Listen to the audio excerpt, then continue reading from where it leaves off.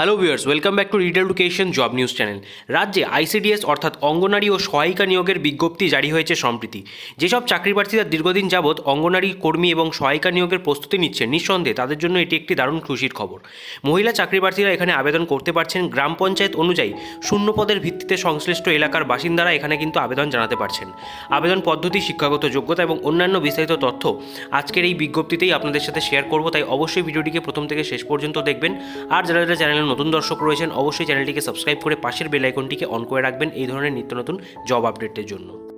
তো প্রথমেই বলে রাখি, এখানে কিন্তু বিভিন্ন ডিস্ট্রিক্ট ওয়াইজ আপনাদের ভ্যাকেন্সি বেরিয়ে এসছে, যেখানে বেশ অনেকগুলি ভ্যাকেন্সিতে আপনাদের নিয়োগ করা হচ্ছে। তো আলিপুরদুয়ার আইসিডিএস প্রজেক্টের আন্ডারে যে ভ্যাকেন্সিটা রয়েছে সেটা আমি আপনাদের এখন দেখাচ্ছি।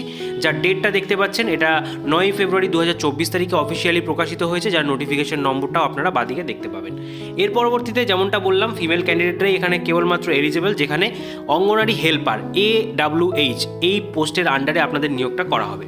যেখানে এডুকেশনাল কোয়ালিফিকেশন কী বলা হয়েছে দেখে নেওয়া যাক। যেখানে মিনিমাম এডুকেশনাল কোয়ালিফিকেশন বলা হয়েছে উচ্চ মাধ্যমিক পাস।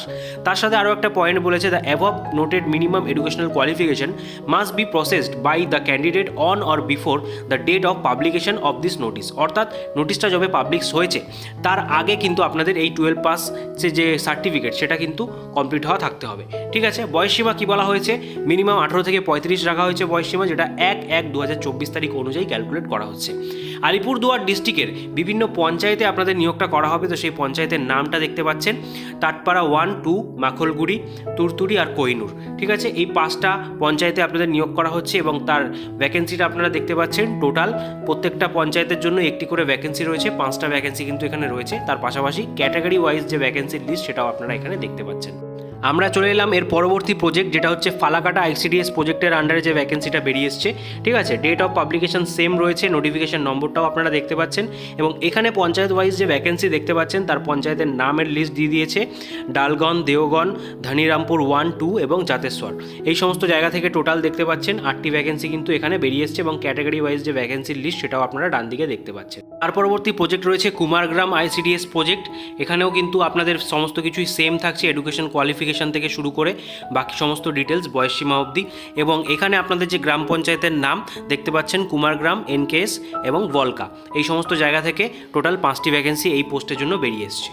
এছাড়াও মাদারিহাট আইসিডিএস প্রজেক্টের আন্ডারেও কতগুলি ভ্যাকেন্সি এখানে বেরিয়ে এসছে দেখতে পাচ্ছেন। এখানেও সমস্ত ডিটেলসটা সেম থাকছে, এজ এবং এডুকেশন কোয়ালিফিকেশান অনুযায়ী এবং নেম অফ দ্য গ্রাম পঞ্চায়েত অনুযায়ী আপনাদের কতগুলো ভ্যাকেন্সি রয়েছে তার ডিটেলস এখানে বলেছে। যেরকম দেখতে পাচ্ছেন, বীরপাড়া 2, তারপরে রয়েছে বুন্দাপানিতে 6টি, লঙ্কাপাড়াতে 4টি। টোটাল কিন্তু এই পঞ্চায়েতগুলির জন্য 14টা ভ্যাকেন্সি বেরিয়ে এসছে, যেখানে ক্যাটাগরি ওয়াইজ লিস্টটাও আপনারা দেখতে পাচ্ছেন। তো এই সমস্ত পোস্টগুলির জন্য আপনাদের বলে দিই, টোটাল যে ভ্যাকেন্সি বেরিয়ে এসছে সেটা কিন্তু 90। ঠিক আছে, 90টা ভ্যাকেন্সি এই সমস্ত ডিস্ট্রিক্ট থেকে বেরিয়ে এসছে। এই পোস্টের জন্য আপনাদের এবার একটু সিলেকশন প্রসিডিওর সংক্রান্ত ডিটেলসটা বলি। তো সিলেকশন প্রসিডিওর, এখানে কিন্তু রিটেন টেস্ট রয়েছে আর একটা ভাইভা টেস্ট রয়েছে। এই দুটো টেস্টের মাধ্যমে আপনাদের ফাইনাল সিলেকশন প্রসিডিওর কমপ্লিট হচ্ছে, যেখানে 90:10 অর্থাৎ 100 মার্কসের মধ্যে 90 মার্কসের আপনাদের রিটেন টেস্ট এবং 10 মার্কসের ভাইভা হবে। যেখানে আপনাদের অনেকের সিলেবাস সংক্রান্ত কোয়ারি থাকে, তো সিলেবাসটাও এখানে বলে দিয়েছে, আপনারা দেখতে পাচ্ছেন। একটা এসে থাকবে 150 ওয়ার্ডের মধ্যে, নিজের মাদার টাঙ্গে কমপ্লিট করতে হবে, যেটা ক্লাস 8 স্ট্যান্ডার্ড থেকে আসবে, 15 মার্কস তার জন্য রয়েছে। ক্লাস 8 স্ট্যান্ডার্ডের অঙ্ক থাকবে 20 মার্কসের। এছাড়া নিউট্রিশন, পাবলিক হেলথের উপরে 15 মার্কসের কোশ্চেন থাকবে।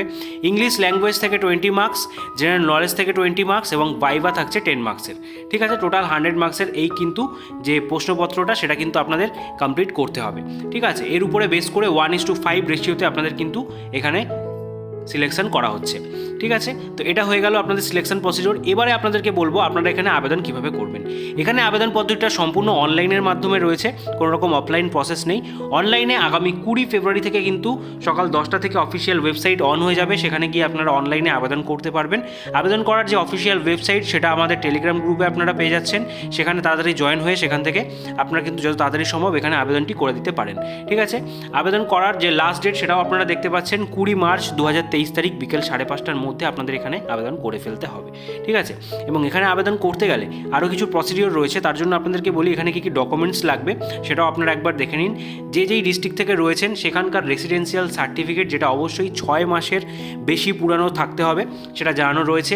ঠিক আছে, এছাড়াও এজ প্রুফ হিসাবে আপনারা ক্লাস 10-এর যে অ্যাডমিট কার্ড অথবা বার্থ সার্টিফিকেটও দিতে পারেন। কাস্ট সার্টিফিকেট যে সমস্ত প্রার্থীর রয়েছে তারা কাস্ট সার্টিফিকেট দেবেন, ঠিক আছে। পিডাব্লিউডি ক্যান্ডিডেট হলে সেখানে অবশ্যই তার সার্টিফিকেট দিতে হবে এবং আইডি প্রুফ হিসাবে আধার কার্ড, প্যান কার্ড, ভোটার কার্ডের মধ্যে যে কোনো একটা স্ক্যান কপি, ঠিক আছে। এর পরবর্তীতে scan full signature recent colour passport size JPG ফরম্যাটে হতে হবে, ঠিক আছে। এর পরবর্তীতে এডুকেশন কোয়ালিফিকেশনের সমস্ত ডিটেলস। এখানে এই যে ডকুমেন্টসগুলো বললাম এগুলো কিন্তু অবশ্যই অরিজিনাল কপি নিজেদের কাছে রেখে দেবেন, কিন্তু কোনো কিছু এখানে আপলোড করতে হবে না। এখানে শুধুমাত্র আপনাদের যে ফটোগ্রাফ এবং সিগনেচার এই দুটোকেই এখানে আপলোড করার কথা বলা হয়েছে।